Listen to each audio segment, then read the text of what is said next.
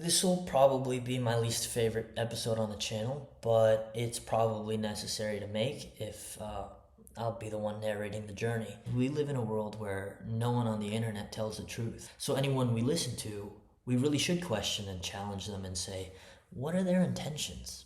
So that's what this episode is. I think the only thing we have left is transparency. The whole influencer culture actually has its benefits. One of them being because the world got so bad, we're all just bullshit detectors. We have no time for it, and we know what we need. We need honesty. So I guess we'll start with my name. My name is Christian Ventura. All my friends call me Carl before I changed it. Carl is my father's name. I grew up without him, so I didn't want to bear his name. And I took my middle name that my mom gave me, Christian. And he died a couple of years ago in a homeless shelter that he lived in, and I believe due to suicide, but others rule it natural death. And when he passed, I didn't want my last name either, Flores. So I asked my mom, and she said that way up in her ancestry, there lived a great-grandfather of hers, Ventura. So that's the origin of my name, Carl Christian Flores to Christian Ventura. I am an actor. It's an incredibly difficult career, mainly because you audition most of your life, thousands of times, and only land a few roles. So due to its instability, most people quit. But those who love it more than they love security stick to it. I went to school for drama, applied to 27 schools, accepted into 2, UCLA, USC. My family made no money, so after all the grants and the federal aid, USC, a private school, was surprisingly cheaper than UCLA, a public university. So that's why I chose that college. I think acting is the most fun that I have ever. Nothing beats it. The reason why I chose it dates back to being 17 and applying for college. I was in the computer lab just scrolling through hundreds of majors, and someone right next to me saw that I was overwhelmed, and they said, "It's okay. What's your favorite class?"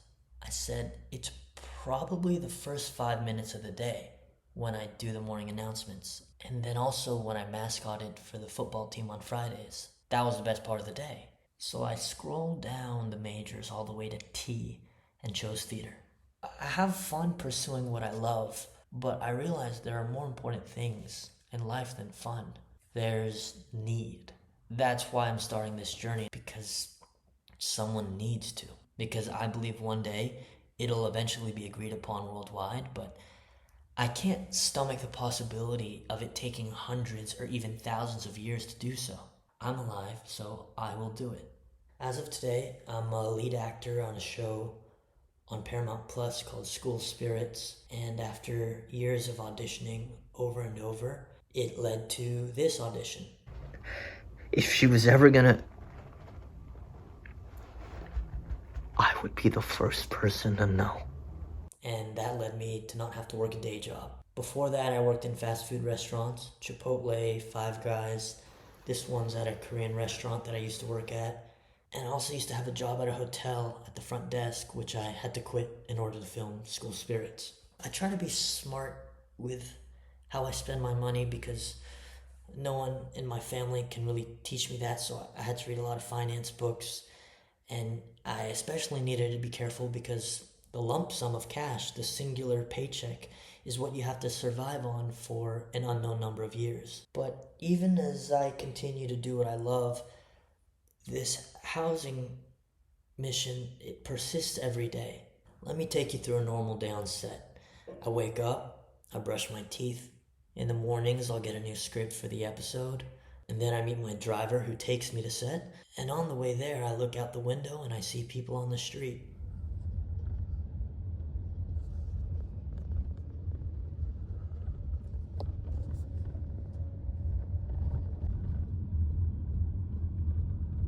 You can't escape this reality, even if your job is to pretend that you're in a different one. Then I go to set, I get in costume, I get hair and makeup done, I wait until I'm called, and then I try to do my best work with every line I have. Action. Nicole, listen to me. That's my job, and it looks glamorous, but when you're flown back home and you're in your room, it feels lonely, but it's never shown. One day you'll get an email saying, attend this premiere, and you hire a stylist, they dress you, you walk a red carpet, and suddenly your public persona is to be well dressed. And you seem busy, so no one ever calls you. But really, it's just one moment out of a whole calendar year of loneliness. As for my family, we never owned a house. We had rooms and went room to room.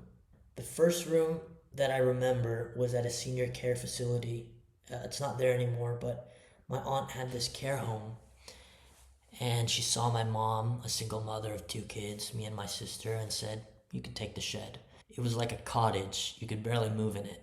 There's no kitchen. You just do the dishes in the bathroom sink. And then as life went by, we moved rooms and asked for favors. We lived in rooms with rats, cockroaches. Sometimes you'd wake up in the middle of the night and a cockroach would just crawl over your neck. I remember one place was so bad that when you looked at the kitchen counter, it appeared black. But that's because of all the thousands of tiny bugs moving around. It was really white paint. It was a white tabletop. And then I went to college, and then I had a dorm. Eventually COVID hit. My mom lost everything. And for a while, she slept in her car. It was a Honda CRV in the parking lot of a church. And I needed to do something. And so, despite my dormitory's strict no-guest policy, I snuck my mom in one of those move-in carts. She was under a blanket, and she was hid inside, and I took her up, and she lived with me in my dorm while I was studying acting at USC. My sister, a beautiful human being, she loved family, and she would have helped my mom, but at that point she was, and still is, in the hospital as a result from domestic violence. She doesn't have the ability to talk or move. She has a feeding tube attached to her. My mother visits my sister every day, probably 10 hours a day. And my father, as you know, was homeless. He was addicted to meth and diabetic, and he was going blind. I met him a few times. The last being when I visited him in his government subsidized unit, actually, which was this dark, cold, bare room. And all he had was cigarettes and toasted bread in a crumpled foil. That's where he died. And that's my life. And you know what? Other people have it worse. And as I work my way to start this mission, I don't attribute my childhood experiences to it at all. I'm not doing this because my family had nothing. I'm doing this because it's fair. It doesn't matter who I am. It doesn't matter who's doing this. What matters is what's done. And this isn't official, but I think the name that I want this organization to be called is Actum, which is Latin for in action taken. And I like it because to me, so little matters except for the action taken. And that's why this episode is my least favorite, because I think too many people do things to be remembered, and I really don't care. I mean, how can you? Everyone is forgotten. No one is so important to have a legacy and to be thought of every day. That's all ego. What is that? What is that? Apple, you can't disagree with me.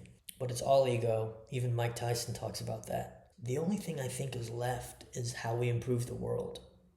What our contribution was. That's it. You don't ride an airplane thinking of the Wright brothers. You ride an airplane because of them. And I'm not trying to be mean or act like I'm above it all. I'm saying you and me are important. We're just not important forever. So this vain idea of needing to be seen or trying to be important, it's really of no value to me because I don't believe in it. And people can hate me for it. Maybe people just don't like me, or over the years they find dirt on me and they try to cancel me. I'm so okay with that because I'm just looking at what's done and what's next to be done. Who am I? No one for long.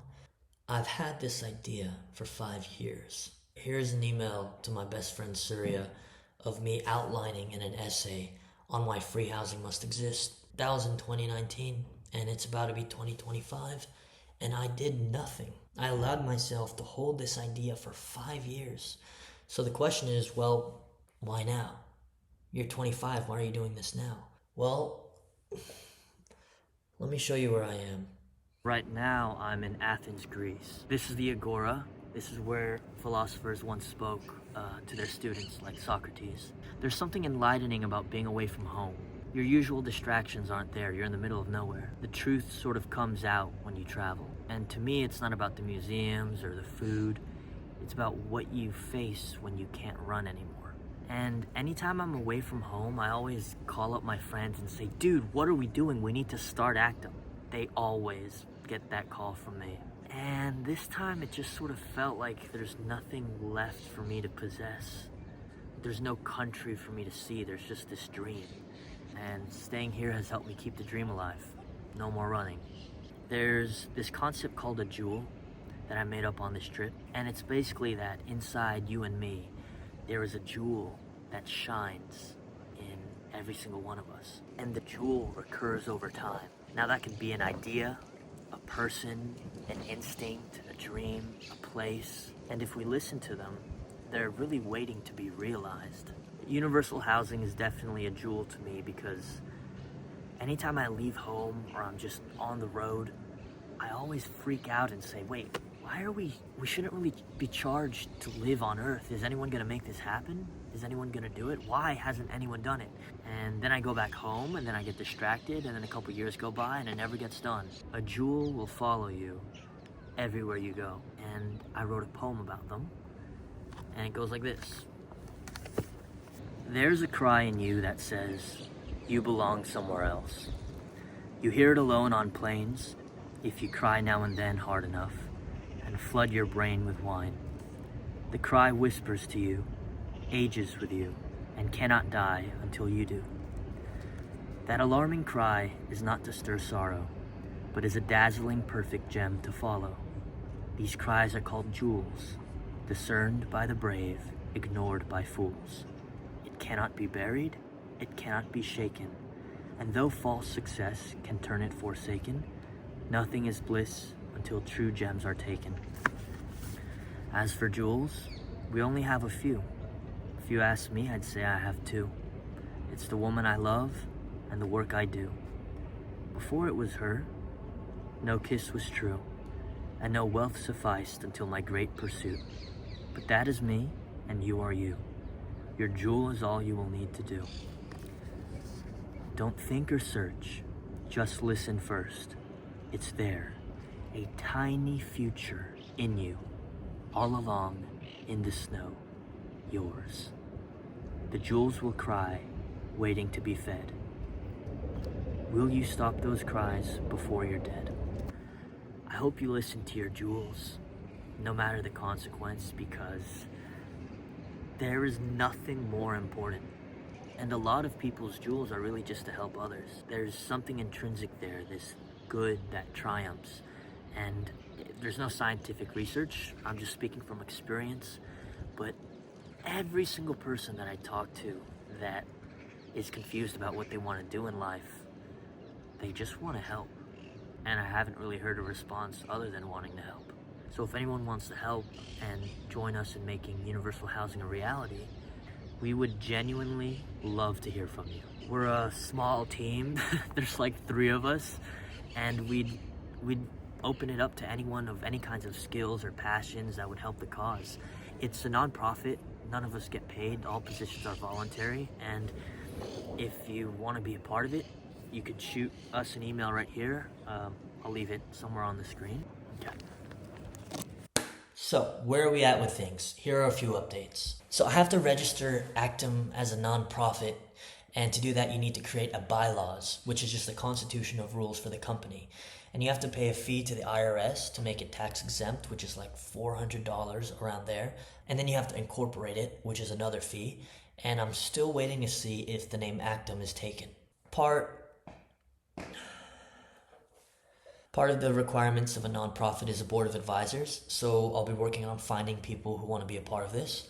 I'll start with my friends who have really good hearts and are really smart people. At the airport, I was working on the website, just bought a domain and put the information on there and tried to find a way to set up for people to donate. Donations are how we're able to build the residence, so we're going to have to create a pretty good model on how we want to crowdfund this. Once we're approved as a nonprofit, then we can open up a bank account.